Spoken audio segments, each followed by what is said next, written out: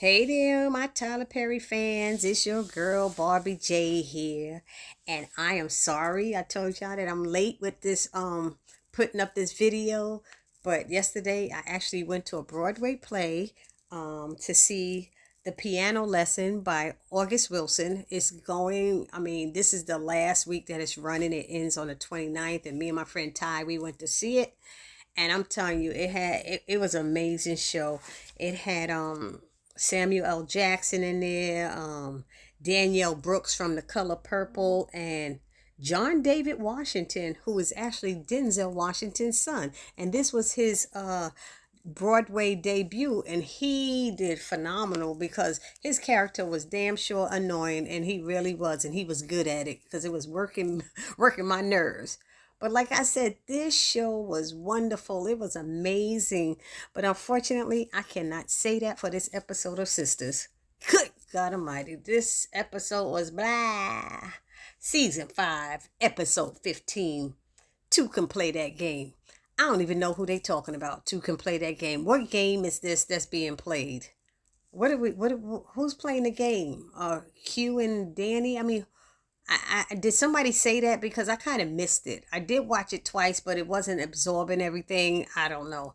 So y'all let me know, as I always say, down in the comment section, what I might have missed, because I'd sure be going through a lot. My doctor's appointments today went well. Thank you for everybody who said prayers for me. I'm still not happy with what was said, but I made it out without killing anybody. So that's what I call went well, okay? Because I'm sick of them people. I'm sick of them. Oh, Jesus. Oh, sigh. Y'all just keep me in prayer. Anyway, let's just get into this recap and get it started. So it starts off with Preston on one knee, asking Danny to marry him. She tells him no, thinking the ring is for another woman. But she does admit that she loves him. Preston tells her then what's the problem and lets her know that he's, willing to do anything for her. And she says thank you, but the answer is still no. And she means it. And I don't understand how it is that Preston can't seem to see that Danny is not ready to be anyone's damn wife. What is wrong with him? He is blind or something. So he asked, does she want him to marry the other girl? I said, that was a dumb question. And Danny told him that her, threatening her to marry somebody else ain't gonna work. And she also said that her heart is not in all of this that he's doing, and he's stressing her and out and all of this stuff. So she tells him not to overthink it. And then he said, oh, that's what it is. I should have waited to ask because you're high right now. And she was like, what? And she was. And she said, he said, I should have talked to you when you had a clear mind. And she was like, I don't know when that's going to be. He said, I thought it'd be in the morning. She was like, I don't know. That's when I do my wake and bake. I said, oh, Lord. So then Danny goes into the bathroom and calls Sabrina to tell her what just went down with Preston. Sabrina seemed excited for her, but then says she understands why Danny said no. Then we see Sabrina on the couch with Calvin, and she's sad about Maurice still being in jail and that he may be weak and give her up for something she didn't do, and the tears start falling from her eyes, and Sabrina's scared and asks Calvin to stay and hold her because she wants to feel safe because he was going to leave, but she asked him to stay. Plus she's upset that she will lose her job and won't be able to find another one because she will have a record, and she needs to work because her mother is sick and she's her sole supporter. You notice lately we've been hearing a lot about Sabrina's mother, because when she got arrested they were saying don't tell her mama, so her mama must get upset or something. I don't know. Anyway, now we have Andy getting a call from Robin asking for the phone number for her client whom he can borrow money from. She tells him that she'll give him the number in the morning. Then again, she's saying she's sorry. I get tired of her. She always sorry for something. He's going through this, and Robin said, why? You did give me a heads up that these guys would break my arms. He said, my back's up against the wall, like he has no other choice. And Andy says, she's sorry again. And Robin says that Gary is a cunning one. And Andy said, I know. And Robin asked, do you like that? And Andy said, she's never dealt with him in business. I was like, girl, even know this, you ain't got to deal with him. To know he's like that should raise some red flags in your empty head. I don't get it. Anyway, Robin says, he's shrewd, and Andy says, I've heard. Robin apologizes again for being an a-hole to her, and her not holding it against him. He was glad that she didn't hold it against him, and she thanks him for helping her friend. Then Andy said that she has another favor to ask of Robin. I said no, the hell she didn't. And Robin said, I'm on my way. Was like, oh yeah, baby, she need to be paying you in that way. She really does need to be paying Robin in that way. So, Andy did her little sexy giggle and says, I did not mean it like that. And Robin said, I know, because Gary is probably on his way. And oopsie, wasn't she real quiet? She got real quiet and then had the nerve to ask Robin to help Maurice Webb. And Robin said, her accomplice, and Andy says, he's innocent and she needs help getting bail for him. And Robin told her, my situation, and asked Andy if she's sure she can vouch for these people. So she said yes, and then asked if he could get her in to at least see Maurice. So they said they'll talk in the morning, and they hung up, Then Gary comes into the bedroom and asks Andy who she was talking to. And she said, we are not doing that. And asked, was he listening to her conversation? And he admitted, yes, he was. And she's like, why? And he said that he heard voices at the door and thought she was in there with someone. First of all, you would only have heard Andy's voice because she did not have Robin on speaker. So that was a straight up lie. That was a straight up lie. So he can't even know what was going on. Anyway, then she tells him that's why he can't have access to her apartment. And I was like, you should have been pulled that. It shouldn't have never even been that way. So then he walks out of the bedroom saying he's going to, take a shower. And so he goes into the bathroom, closes the door, and calls Hayden, who wants to share about his little hot chick that he's up there with. And ain't trying to talk to Gary because he's about to, as he tells it, tear Tamara's ass up when she comes out of the bathroom. I was like, yeah, okay, Hayden. So Hayden listens to Gary for all of 30 seconds and then told him that he needs to handle that mess with Andy and Robin issue on his own, and they could talk in the morning. And he basically hung up on Gary. Gary was pissed. So Tamara comes out of the bathroom with a towel wrapped around her, and they start to get it on. And I was like, girl, she was saying all the right things to him. Then we have Zach and Fatima. She's on her way to work, and he's in a suit saying he's going to see his attorney. And Fatima says, again? And I'm like, why did she say that? She's the one who told him to take those legal docs, Hayden served him with, to his attorney. Hello? Then she asked him if he spoke to Heather, and he was like, he had the same response that I was saying, like, why? If she's with Hayden suing me, why do I got to talk to her? So then Fatima was encouraging him to still do that. Then she shares that she got a female trying to get Hayden's heart. Why is it okay, somebody tell me down in the comment section, for Fatima to put things into motion without Zach's knowledge? And doesn't she want him to tell her his every moves when he want to do something? I'm like, why does she always keep doing these things? I don't know.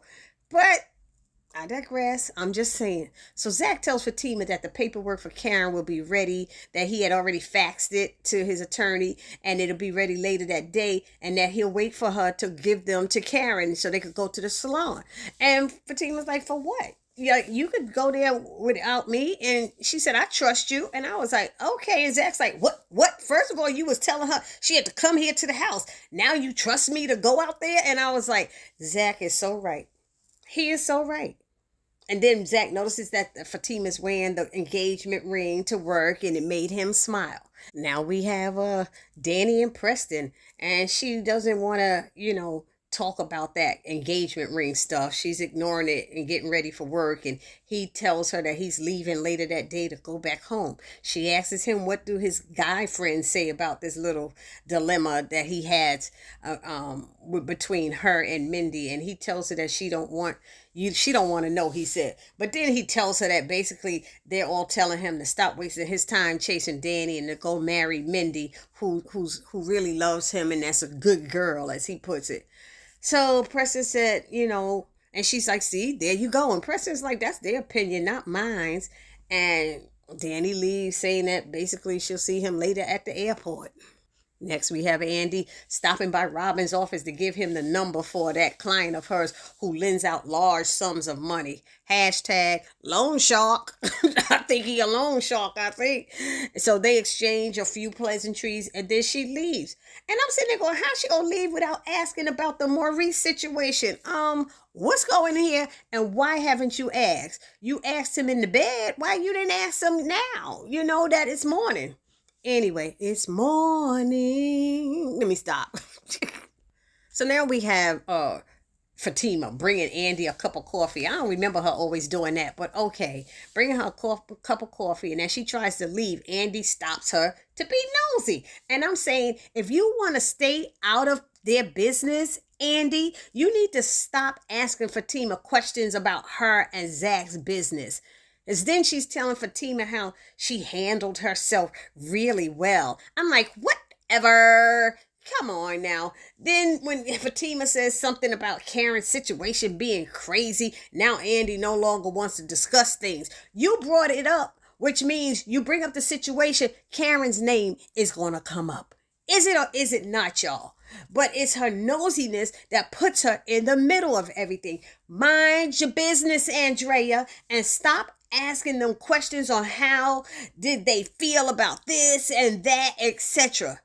So then she notices the ring on Fatima's finger and asks to see it and saying it's beautiful and stuff. And then Fatima asks Andy, how is Karen handling it? And, you know, Andy was a little quiet. So when she didn't want to answer, Fatima said, that's cool, but don't be asking me about my ring. I said, what are you talking about? Don't ask about your ring. Don't ask about your business is what you should have been saying. So then Andy goes, touche, and starts saying a bit about, you know, how Karen is doing.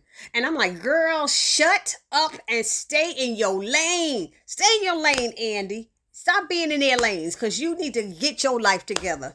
So then Fatima's phone starts ringing.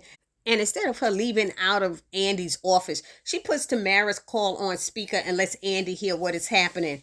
And as Tamara is saying, Hayden didn't want to leave in the morning, how's she gonna and how she gonna take him for everything he's got and what he tried to do to make his penis seem bigger, etc., etc. But, you know, it was funny when she was telling Fatima what Hayden was saying about taking over the law firm and forcing his partner out with some hedge fund guy named Gary. Did y'all peep Andy's body language at that moment? She kind of stiffened up and tried to turn her head. Girl, you can't hide from that. And Fatima's like, you don't say, while looking at Andy. And I said, oh, shoot, your spot about to get blown up, Andy.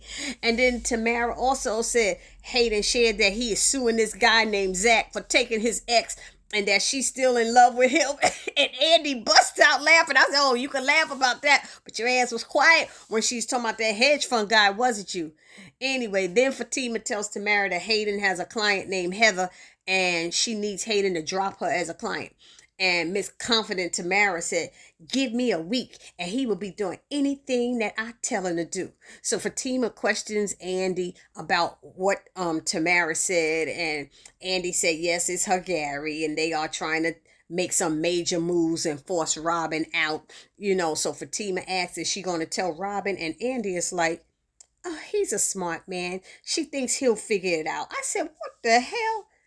Now, what I don't like is that Fatima has Andy all up in this, okay? And now she is being a bit judgmental, if you ask me, saying she doesn't like this game Fatima is playing, but she gets it. I'm like, Miss Andrea Bonds, let's talk about the games you're playing with Gary so that you can keep that car and condo. Girl, bye with that mess. Maybe that's the title, Two Could Play That Game. I don't know. Maybe that's where that came from. I was sitting there going, girl, don't you even start being judgmental about nothing. So now we have Calvin, who stayed the night with Sabrina, answering a call from Maurice. Y'all tell me, how did Calvin just answer the phone and Maurice was right there? What happened to the operator asking, will you accept a collect calls from a correctional facility? You know, don't you have to do that? Maurice ain't put no money in that damn that phone, you know. So now I was like, okay, I was happy to hear Sabrina give Maurice all of the information that I spoke about in a previous video, letting him know that the prosecutor has it out for Andy and why. That would help him, make a better decision and not turn on her. Thank God. I hope it helps.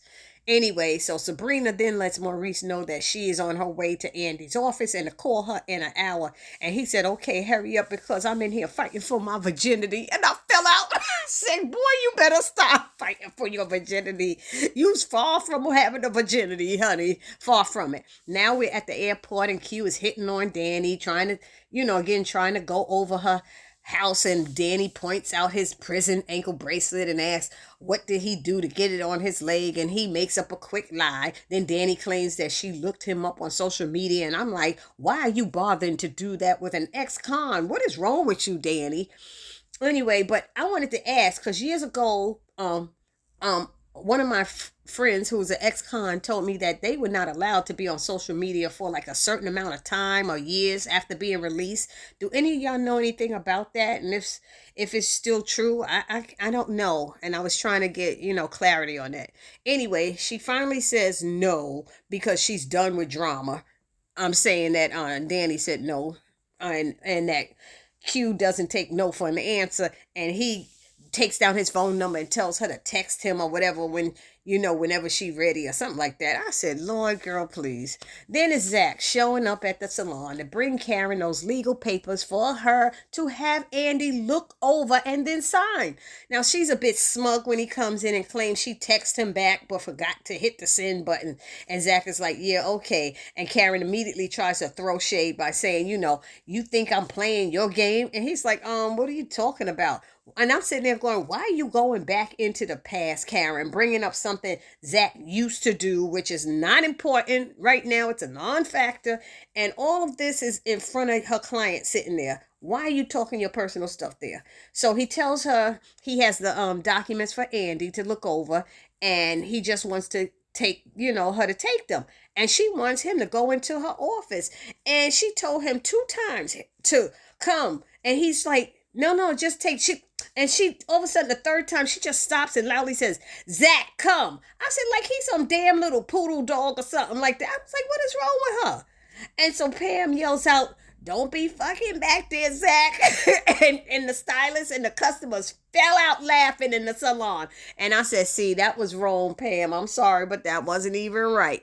So anyway, Karen takes the envelope and wants to sign the papers immediately. And Zach tells her no, to please have Andy look them over first. And she doesn't want to, but Zach said he can't and won't take it, like that, because Karen didn't even read it. So then Karen starts talking about the letters her mama had her write, and she feels much lighter. Tima is a cool chick. How the hell you calling her Tima? You ain't her friend. You don't get to call her Tima, really?